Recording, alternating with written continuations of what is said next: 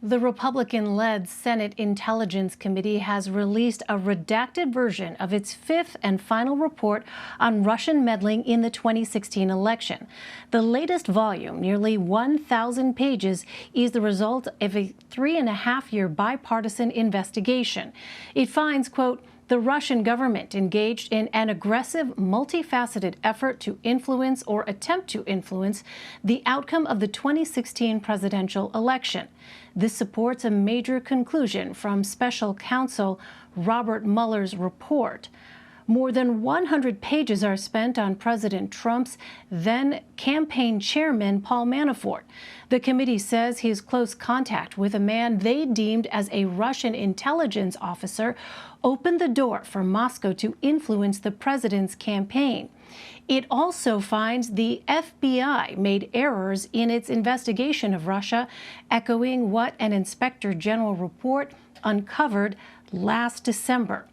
Let's bring in CBS News chief congressional correspondent Nancy Cordes. She joins me now from Washington. Hi there, Nancy. So there is a lot of information in this report. What are the main takeaways? Well, the main takeaway, I'd say above all, Elaine, is that this report really mirrors a lot of what we learned in the Mueller report, which the president has always described as a hoax. And in some cases, this report goes even further. For example, you mentioned Paul Manafort. Well, this report goes into a great amount of detail about his relationships with an individual who the report says had connections to Russian intelligence. It talks about the fact that Manafort was willing to exchange information with this individual, and it finds that that created a counterintelligence threat to the United States. Beyond that, the report really goes into detail about all of these relationships between Trump campaign officials, members of the Trump inner circle, and Russians. And what it finds is that the Trump campaign did know, for example, that the WikiLeaks stolen Clinton campaign emails did come from the Russians and sought to downplay that connection because they felt that there was an advantage in getting those emails out there. So, you know, in example after example, the report really takes a look at all of these communications, relationships between Trump campaign officials and the Russians.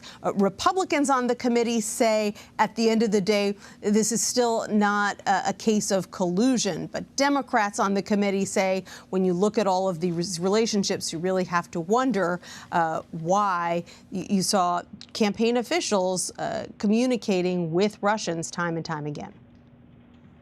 You know, you point out sort of the different conclusions both sides are choosing to sort of focus on and have chosen to focus on, Nancy. Why so much disagreement when you have this set of facts from what was a bipartisan committee?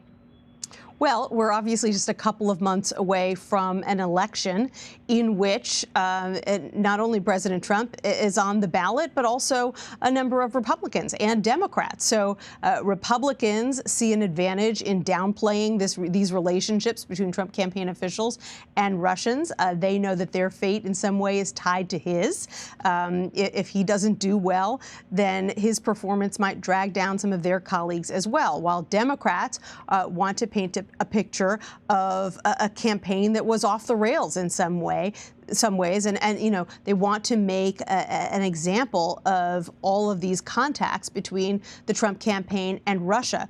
Perhaps most explosively in this report, Elaine, this bipartisan committee, which investigated for 3.5 years, for the first time says that it uncovered some evidence of tapes, the possible existence of tapes, sensitive tapes of the president with Russian women during business trips in Russia dating back to the 1990s. They say that in their interviews, this came up multiple times. The fact that Russian businessmen told the president's former fixer, Michael Cohen, in one case that they knew about these sensitive tapes of President Trump with Russian women. In one case, they heard about a Marriott official who had overheard two other Marriott executives talking about what to do with a tape of Trump in an elevator with Russian women at a Ritz-Carlton hotel in Moscow.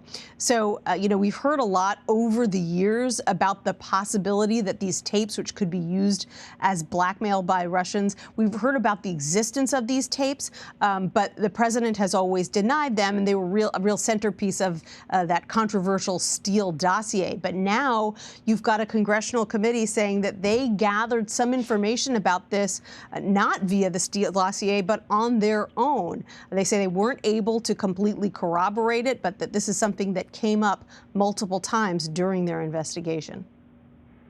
So, given all those details, Nancy, I mean, what does this indicate moving forward here? It doesn't sound like potentially the end of congressional investigations and hearings on the 2016 Trump campaign, at least not from the perspective of the Democrats when it comes to this issue of Russian interference in the last presidential election. Right. Well, this was really the most reputable bipartisan investigation, unlike the House Intelligence Committee, which was really riven with so much controversy and so much distrust that at the end of the day, they had to put up a wall between Democrats and Republicans on the committee, a physical wall. The Senate Intelligence Committee really worked together quite well, and there was widespread agreement about who they should interview, when they should interview those individuals, and they sort of just plodded along, not looking for nearly as much attention as Democrats and Republicans on the House committee did.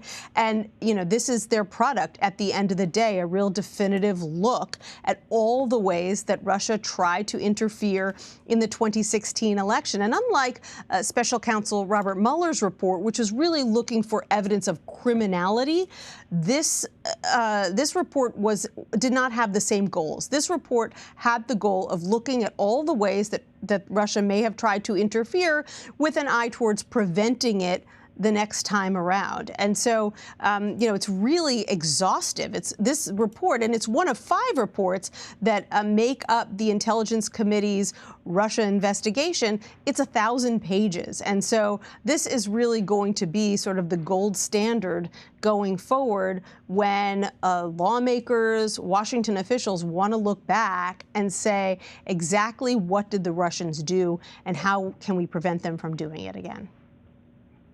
All right, Nancy Curtis in Washington for us. Nancy, thank you. You're welcome.